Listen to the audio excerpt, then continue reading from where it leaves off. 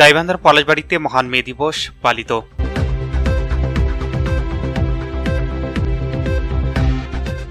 এমকে টেলিভিশনের নিয়মিত সংবাদে আপনাদের স্বাগত জানাচ্ছি আমি আশুরা খাতুন নদী। শুরুতেই শুনলেন সংবাদ শিরোনাম, এখন ডেস্ক থেকে বিস্তারিত।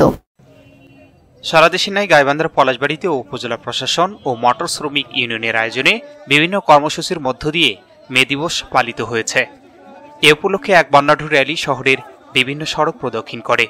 র্যালিতে অংশগ্রহণ করেন সহকারী কমিশনার ভূমি আল ইয়াসা রহমান তাপাদার ও থানা অফিসার ইনচার্জ জুলফিকার আলী ভুট্টো।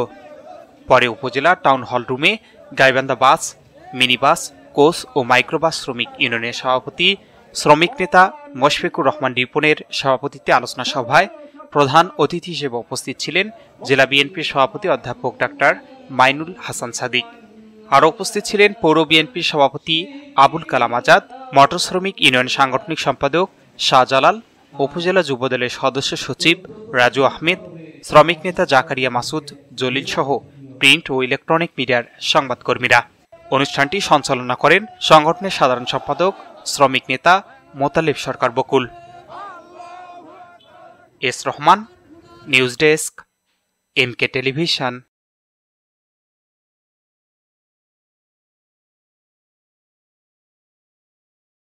শেষ করছি এমকে টেলিভিশনের নিয়মিত সংবাদ। এতক্ষণ সাথে থাকার জন্য সবাইকে অসংখ্য ধন্যবাদ।